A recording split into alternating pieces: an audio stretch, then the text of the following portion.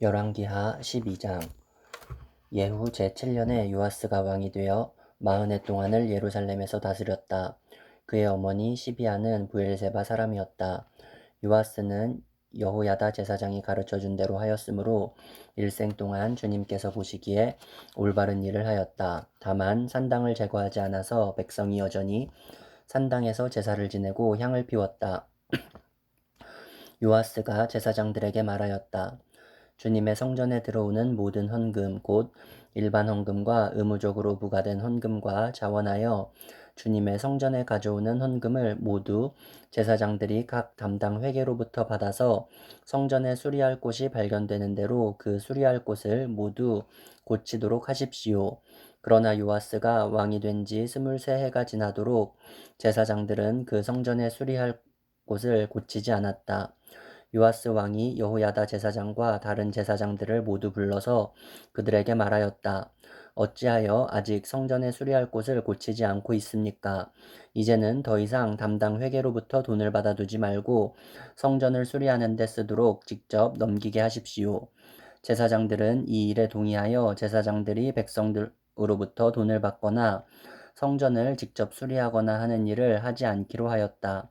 제사장 여호야다는 궤를 하나 가져다가 그 뚜껑에 구멍을 뚫어 주님의 성전으로 들여와서 오른쪽 곧 제단 곁에 그것을 놓았다.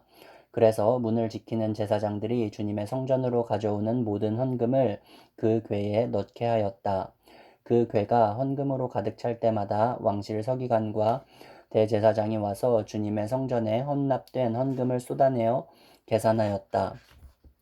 계산이 끝나면 그 헌금은 주님의 성전 공사를 맡은 감독관들에게 전달되었고, 그것은 다시 주님의 성전을 수리하는 목수들과 건축자들에게 지불되었고, 또 미장이와 석수에게도 지불되었으며, 주님의 성전을 수리하는 데 드는 나무와 돌을 사는 데와 그 밖에 성전을 수리하는 데 필요한 경비로 쓰였다. 주님의 성전에 헌납된 그 헌금은 주님의 성전에서 쓸 은대접들과 부집개와 대접들과 나팔 등의 금그릇이나 은그릇을 만드는데 쓰이지는 않았다. 그 헌금은 오직 일꾼들에게 주어 그것으로 주님의 성전을 수리하는 데만 사용하였다. 또 돈을 받아 일꾼들에게 주는 감독관들에 대한 회계 감사를 하지 않았는데 그것은 그들이 성실하게 일하고 있었기 때문이다. 그리고 속건제와 속죄제에 바친 돈은 주님의 성전의 수입으로 계산하지 않았다. 그것은 제사장들의 몫이었기 때문이다. 그 무렵에 시리아 왕 하사엘이 가드를 공격하여 함락시켰다. 그런 다음에 하사엘은 또 예루살렘도 치려고 하였기 때문에 유다 왕 요아스는 앞서 유다를 다스린 여호사밧과 여호람과 아하시아가 주님께 바친 모든 물건과 또 자신이 주님께 바친 것들을 비롯하여 주님의 성전과 왕실 창고에 있는 모든 금을 시리아 왕 하사엘에게 보냈다. 그러자 하사엘은 예루살렘을 치지 않고 물러갔다. 요아스의 나머지 행적과 그가 한 모든 일은 유다 왕 역대지략에 기록되어 있다. 요아스의 신하들이 영모를 꾸며 실라로 내려가는 길에 있는 밀로의 궁에서 요아스를 살해하였다. 그를 살해한 신하는 시므아세 아들 요사갈과 소말의 아들 여호사밧이었다. 그가 죽으니 그의 조상들과 함께 다윗성에 장사하였다. 그의 아들 아마샤가 그의 뒤를 이어 왕이 되었다. 13장. 유다 왕 아하시아의 아들 요아스 왕 제23년에 예후의 아들 여호아하스가 이스라엘을 다스리는 왕이 되어 사마리아에서 17해 동안 다스렸다. 그러나 그는 주님 보시기에 악한 행동을 하였고 이스라엘로 죄를 짓게 한 느밧의 아들 여로보암의 죄를 따라가 그 길에서 돌아서지 않았다. 그리하여 주님께서는 이스라엘에게 진노하셔서 시리아의 하사엘 왕의 손에 그들을 넘기시고 계속해서 하사엘의 아들 벤하닷의 손에 넘기셨다.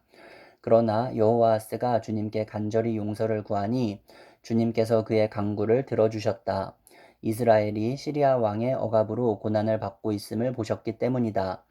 그래서 주님께서는 이스라엘의 구원자를 보내어 시리아의 손에서부터 벗어나게 하셨고 이스라엘 자손은 예전처럼 그들의 장막에서 편안하게 살았다. 그럼에도 이스라엘 자손은 이스라엘로 죄를 짓게 한 여로보암 가문의 죄로부터 돌아서지 않고 여전히 그 길을 그대로 걸으며 사마리아에는 아세라 목상까지도 그냥 세워두었다. 시리아 왕이 여호와스의 군대를 공격하여 타작마당에 먼지같이 만들었기 때문에 여호와스에게는 겨우 기마병 50명과 병거 10대와 보병 10,000명만이 남았다. 여호아하스의 나머지 행적과 그가 한 모든 일과 그가 누린 권세는 이스라엘 왕 역대 지략에 기록되어 있다. 여호아하스가 죽으니 사마리아에 안장하였고 그의 아들 여호아스가 그의 뒤를 이어 왕이 되었다. 유다의 요아스 왕 제37년에 여호아하스의 아들 여호아스가 이스라엘의 왕이 되어 사마리아에서 16해 동안 다스렸다. 그는 주님께서 보시기에 악을 행하였고 이스라엘로 죄를 짓게 한 느밧의 아들 여로보암의 모든 죄로부터 돌아서지 않고 그 길을 그대로 걸었다. 여호아스의 나머지 행적과 그가 한 모든 일, 또 그가 유다 왕 아마샤와 싸운 용맹은 이스라엘 왕 역대 지략에 기록되어 있다. 여호아스가 죽으니 이스라엘의 역대 왕들과 함께 사마리아에 안장하였고 여로보암이 그의 뒤를 이어 왕좌에 올랐다. 엘리사가 죽을 병이 들자 이스라엘 왕 여호아스가 그에게로 내려왔다. 그리고 그 앞에서 눈물을 흘리며 말하였다. 나의 아버지 이스라엘의 병거와 마병이시여. 엘리사가 그에게 말하였다. 활과 화살을 가져오십시오. 그가 활과 화살을 가져오자 엘리사가 이스라엘 왕에게 말하였다. 활을 잡으십시오. 그가 활을 잡으니 엘리사가 그의 손 위에 자기의 손을 얹었다. 엘리사가 말하였다. 동쪽 창문을 여십시오. 왕이 창문을 열자 엘리사가 말하였다. 쏘십시오. 그가 활을 쏘자 엘리사가 말하였다. 주님의 승리의 화살입니다. 시리아를 이길 승리의 화살입니다. 임금님께서는 아벡에서 시리아를 쳐서 완전히 진멸하실 것입니다. 엘리사가 또 말하였다. 화살을 집으십시오. 왕이 화살을 집자 엘리사가 이스라엘 왕에게 말하였다. 땅을 치십시오. 왕이 3번을 치고는 그만두었다. 하나님의 사람이 그에게 화를 내며 말하였다. 임금님께서 6번 치셨으면 시리아군을 진멸할 때까지 쳐부술 수 있었을 터인데 고작 3번입니까? 이제 임금님께서는 겨우 3번만 시리아를 칠 수 있을 것입니다. 그런 다음에 엘리사가 죽으니 거기에 장사하였다. 그 뒤에 모압의 도적대가 해마다 이스라엘 땅을 침범하였다. 한 번은 장사 지내는 사람들이 어떤 사람의 죽음을 묻고 있다가 이 도적대를 보게 되었다. 그러자 그들은 놀라서 그 죽음을 엘리사의 무덤에 내던지고 달아났는데 그때에 그 사람의 뼈가 엘리사의 뼈에 닿자 그 사람이 살아나서 제발로 일어섰다. 시리아의 하사엘 왕은 여호아스가 다스리는 동안에 줄곧 이스라엘을 억압하였다. 그러나 주님께서 이스라엘에게 은혜를 베푸셔서 그들을 불쌍히 여기시고 그들을 굽어 살피셨다. 이는 아브라함과 이삭과 야곱과 맺으신 언약 때문이었다. 그래서 그들을 멸망시키지 않으시고 이제까지 주님 앞에서 쫓아내지 않으셨다. 시리아의 하사엘 왕이 죽고 그의 아들 베나닷이 그의 뒤를 이어 왕이 되었다. 이때에 여호아스의 아들 여호아스가 하사엘의 아들 베나닷의 손에서 성읍들을 도로 되찾았다. 이 성읍들은 부왕 여호아스가 전쟁으로 빼앗겼던 것이다. 여호아스는 3번이나 베나닷을 쳐서 이스라엘의 성읍들을 도로 되찾았다. 역대지하 24장. 요아스가 왕이 되었을 때에 그는 7살이었다. 그는 예루살렘에서 40해 동안 다스렸다. 그의 어머니 시비아는 부엘세바 사람이다. 여호야다 제사장이 살아있는 동안에는 요아스가 주님 보시기에 올바르게 다스렸다. 여호야다는 왕에게 2 아내를 추천하였다. 왕과 그 2 아내 사이에서 아들, 딸들이 태어났다. 얼마 뒤에 요아스는 주님의 성전을 새롭게 단장할 마음이 생겨서 제사장들과 레위 사람들을 불러 다음과 같이 지시하였다. 유다의 여러 성읍으로 두루 다니면서 모든 이스라엘 사람들에게서 해마다 돈을 거두어 하나님의 성전을 보수하도록 하시오. 지체하지 말고 곧 실시하시오. 그러나 레위 사람들이 곧바로 움직이지 아니하자 왕이 여호야다 대제사장을 불러 추궁하였다. 대제사장은 왜 레위 사람에게 유다와 예루살렘에서 세금을 거두어 두리라고 요구하지 않았소? 그 세금은 주님의 종 모세와 이스라엘 회중이 증거의 장막을 위하여 백성에게 부과한 것이 아니오. 그 사악한 여인 아달랴가 자기 아들들을 시켜서 하나님의 성전을 부수고 들어가게 하였고 또 그 안에 있던 성물들까지 꺼내다가 바알에게 바치게 하였기 때문에 성전 보수를 서둘러야만 하였다. 왕은 명령을 내려서 궤 하나를 만들어 주님의 성전 문 밖에 놓게 하고 유다와 예루살렘에 선포하여 하나님의 종 모세가 광야에서 이스라엘이 바치도록 정한 세금을 주님께 드리도록 하였다. 지도자들과 백성이 모두 기꺼이 돈을 가지고 와서 궤가 가득 찰 때까지 거기에 돈을 던져 넣었다. 궤가 차면 레위 사람들이 그 궤를 왕궁 관리들에게로 가지고 갔는데 거기에 많은 액수의 돈이 찬 것을 그들에게 보여주면 왕실 서기관과 대제사장 등의 관리가 와서 그 궤의 돈을 계산하였다. 그리고 나면 레위 사람들은 다시 그 궤를 성전 밖 제자리에 가져다 놓곤 하였다. 왕과 여호야다가 그 돈을 주님의 성전 공사 감독관에게 들에게 넘겨주면 그들은 주님의 성전을 새롭게 단장할 석수와 목수를 고용하고 주님의 성전을 보수할 기능공들 곧 쇠나 놋쇠를 다룰 기술자들도 고용하였다.